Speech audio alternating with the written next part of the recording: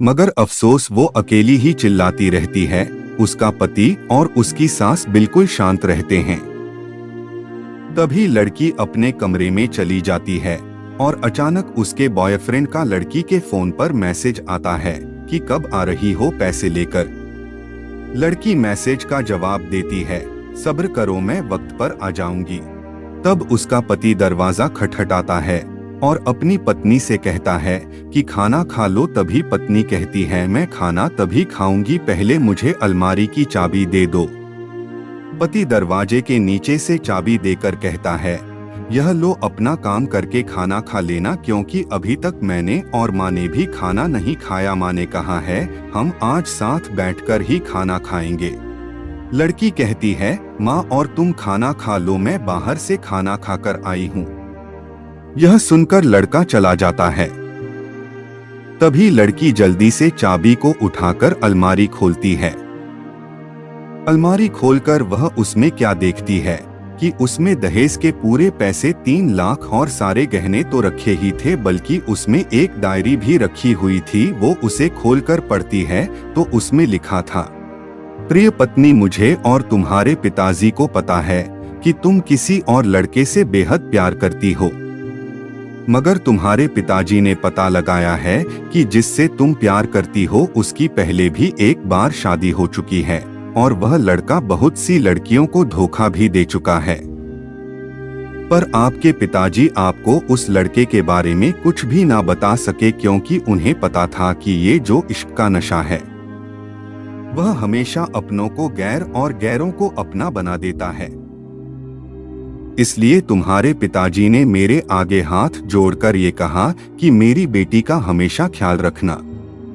एक बाप के मुंह से एक बेटी की कहानी सुनकर मेरी भी आंखों में आंसू आ गए और मुझे यकीन हो गया था कि एक अच्छा पति होने का सम्मान मुझे मिले या ना मिले, मगर एक दामाद होने की इज्जत मैं हमेशा पा सकता हूँ।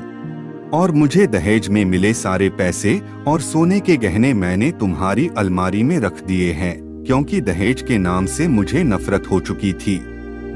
इस दहेज के ही कारण मैंने अपनी बहन और पिता को खोया था। और मेरे पिता के अंतिम शब्द भी यही थे कि किसी बेटी के बाप से कभी 1 रुपया भी दहेज ना लेना।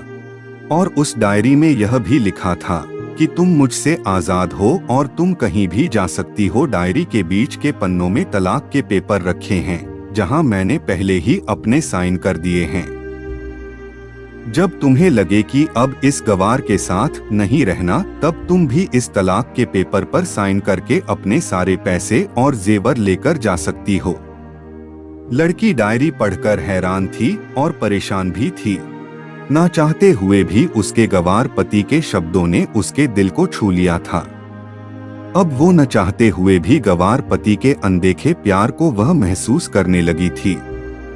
वह फूट फूट के रोने लगी।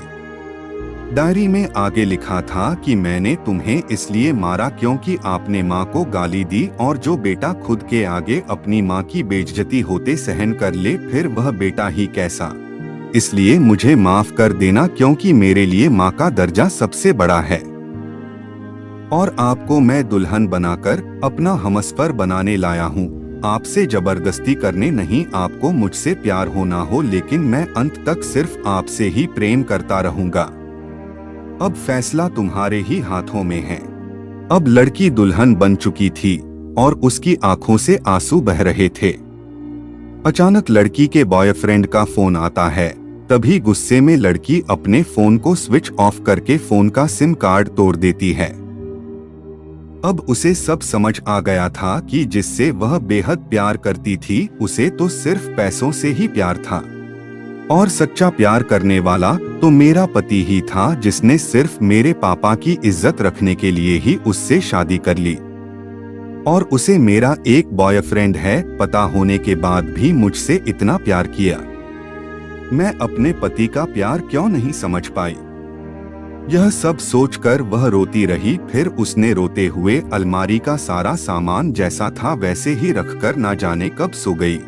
अगले दिन उसकी पत्नी सुबह देर से जागी, तब तक उसका पति ऑफिस जा चुका था।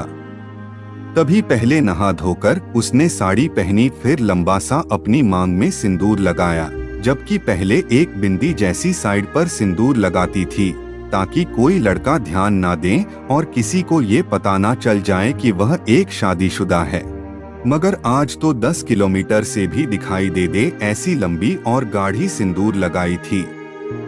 फिर उसने अपना मंगलसूत्र पहना और किचन में जाकर सासू माँ को जबरदस्ती कमरे में आराम करने देती है और खुद अकेली सबका खाना बनाती है। पहले सासू माँ को खाना खिलाती है और फिर अपने पति को फोन करके उसके ऑफिस का पता पूछती है। उसका पति उसको ऑफिस का पता देते हुए सोचता है कि कहीं उसकी पत्नी ने तलाक देने का फैसला तो नहीं कर लिया।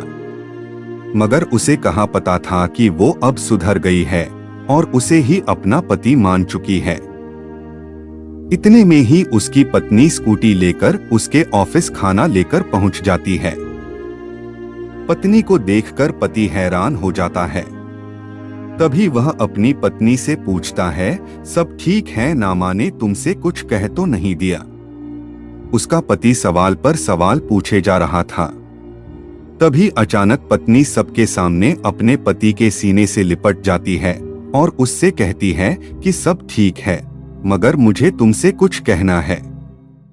पति कहता है, हाँ कहो। तब पत्नी सबके सामने कहती है, आई लव यू मेरे प्यारे पति, आई लव यू फॉरएवर। यह सुनकर ऑफिस के सभी लोग हैरान होकर खड़े हो जाते हैं और जोर जोर से तालियां बजाने लगते हैं।